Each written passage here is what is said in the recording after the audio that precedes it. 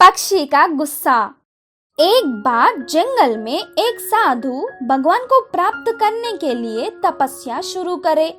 पेड़ के नीचे बैठकर आंखें बंद करके साधु बहुत साल तक तपस्या करा। उस पेड़ के पास आने वाले पक्षी या जानवर साधु की तपस्या को भंग न करना बोल के बिल्कुल आवाज न करके उधर से चले जाते थे। लेकिन थोड़े दिन के बाद साधु का अधीरता नष्ट होकर तपस्या को बीच में छोड़ दिया। उतना ही नहीं, भगवान है या नहीं, अगर होते तो मेरे तपस्या के लिए अभी तक प्रत्यक्ष हो जाते थे। जंगल से वापस चलने लगे। उधर से जाने वाले साधु को एक छोटा सा पक्षी तालाब के पानी को उसके पूंछ से सूखा करने की कोशिश में दिखाई पड़ी। पूरा देखने वाले साधु को अजीब लगा, इसलिए पक्षी को तालाब के पानी को क्यों सुखा रही हो, वजह क्या है, ऐसे पूछा। उसके समाधान के लिए पक्षी, इस तालाब के किनारे एक पेड़ पर मेरा घोंसला है, उस घोंसले से मेरे अंडे फिसलने से तालाब उन्हें निगल लिया, इसलिए इस तालाब को पूंछ से सुखा दूंगा, ऐसे गुस्से से बोली। इससे साधु को ज्ञान उदय हुआ। इस पक्षी को जितना आत्मविश्वास है वो मुझे नहीं है ना। वापस जाके पेड़ के नीचे बैठकर तपस्या शुरू करा। ऐसे थोड़े दिन के बाद वन देवी प्रत्यक्ष हो गई। क्या वर चाहिए बोल के साधु पूंछ से तालाब को सुखाने का प्रयत्न करने वाली पक्षी की कहानी बोला और उसके कष्ट को दूर करने के लिए कहा। देवी ने वर दे दी। तालाब पूरा सूखने से पक्षी आनंद से जाके उसके अंडे को लाकर घोंसले में लगा ली। बाद में तालाब के पास जाने वाले साधु को बुलाकर, देखे क्या, मैं इस तालाब को सुखा नहीं पा रही थी, बोल के वो भगवान ही इस तालाब को सुखा दिया। आपकी तपस्या से खुश होकर भगवान दिखाई दिए तो मेरा धन्यवाद उन्हें बोल देना, बोली पक्षी मासूम से। साधु धीरे से हंसते हुए ठीक है बोला।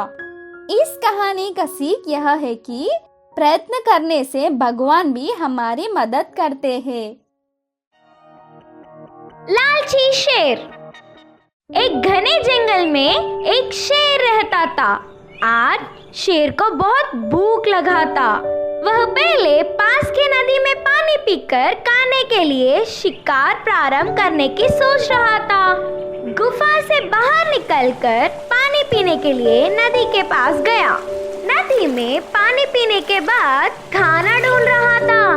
तब अचानक उसे दूर से एक ध्वनि सुनाई दी। तभी एक खरगोश उस घने घास से बाहर निकला। शेर को देखकर खरगोश बहुत डर गया। उससे दूर भागते हुए बचने का प्रयास कर रहा था, लेकिन शेर ने तो उस खरगोश को बड़ी आसानी से पकड़ लिया। बेचारा खरगोश शेर के चंगुल में फंस गया। ये छोटी सी खरगोश मेरा भूख नहीं मिटा पाएगी। फिर भी खरगोश को खाने के लिए तैयार था। तभी अचानक एक हिरन दिखाई देती है।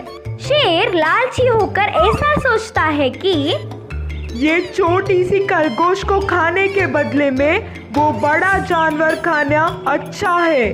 सोचते ही उसके मुंह में पानी आ गए।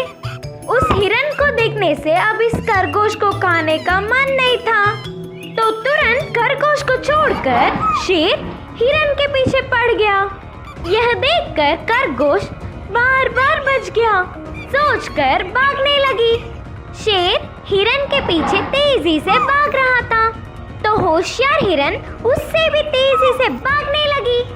हिरन को शेर लपकना चाहकर बहुत ही मेहनत करने पर भी वह उसके आंखों के सामने गायब हो गया।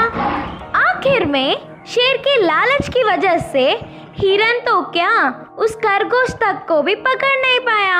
इस कहानी से हमें यह सीख मिलता है कि वह पेड़ के दोनों पक्षियों से अच्छा तो हाथ के एक पक्षी की कीमत बहुत है।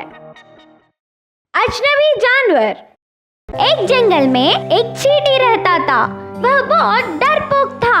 कोई भी काम बिना डरे नहीं करता था। रस्सी को देखकर सांप समझ जाता था। एक दिन वह अकेली पहाड़ी के नीचे जाती है। इतने में जोर की हवा आने पर पहाड़ी के पास से एक बड़ी सी पत्थर चींटी के सामने गिरा। तो बस चींटी पहले से ही तो कायर था, बिना कुछ देखे उसके सामने गिर पड़ा समझकर दौड़ पड़ी। पानी में से जमीन पर उछलती हुई एक मेंढक पूछा कि चींटी चींटी क्यों इतनी तेजी से भाग रही हो? उधर एक बड़ी अजीब जानवर है, मुझसे बड़ी, वो मुझे खाना जाए करके मैं भाग रही हूँ। हाँ फिर तो वो मुझे भी मार देगी। बोलते हुए मेंढक भी उसके साथ भागने लगा। एक खरगोश सामने आकर पूछा, भाग क्यों रहे हो? उधर एक बड़ी अजनबी जानवर है, वो मुझे खा ना जाए करके भाग रही हूँ, बोला मेंढक ने। अच्छा, कहीं वो मुझे भी खाना जाए? बोलते हुए चींटी और मेंढक के साथ खरगोश भी भागने लगा। ऐसे परेशानी में भागते हुए चींटी के साथ मेंढक, खरगोश, हिरन, गधा, हाथी भी साथ आए। अब मुझसे नहीं होगा बाबा, अब मैं नहीं भागूंगा।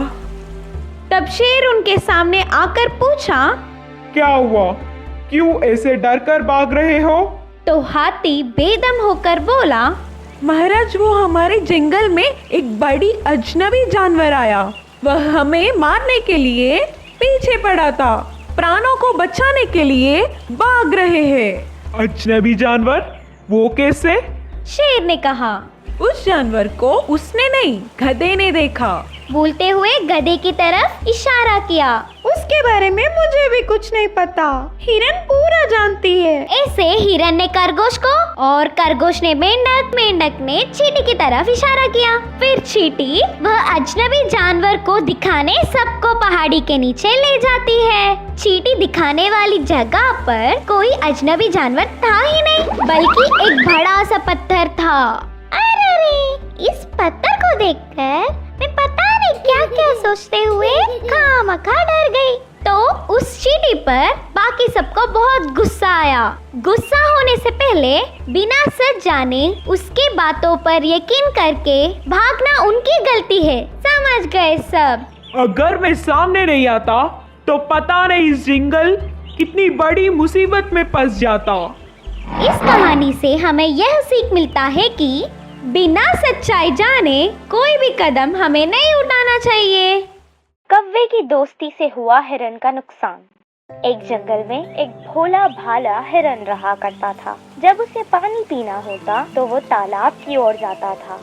हर बार की तरह हिरन एक दिन जब पानी पीने तालाब पहुंचा, वहाँ कुछ कौवे आए और उन दोनों की बहुत अच्छी दोस्ती हो गई। वो अच्छे से घुल मिलकर बात करने लगे। एक दिन उस भोले हिरन को खरगोश ने आकर कुछ कहा। हिरन भाई, तुम इन कौवों से दोस्ती मत करो। जितना इनका शरीर काला है ना, इनका दिल भी उतना ही काला है। पहले भी ऐसे ही दोस्ती करके बहुत सारे जानवरों से इन्होंने विश्वासघात किया है। ये तो सच है कि सच हमेशा कड़वा ही होता है। हिरन ने उसकी बात नहीं मानी और वो रोज उन कौवों से मिलता रहा और उनकी बातों में आ गया। एक दिन कौवे कहीं जा रहे थे तो उन्होंने हिरन को भी अपने साथ आने के लिए आमंत्रित किया। हिरन बिना कुछ सोचे समझे उनके पीछे पीछे निकल गया। वो कौवे पास के खेत में दाना चुगने जा रहे थे। खेत की सारी फसल को कौवे नष्ट कर रहे थे। हिरन को ये बात अच्छी नहीं लगी।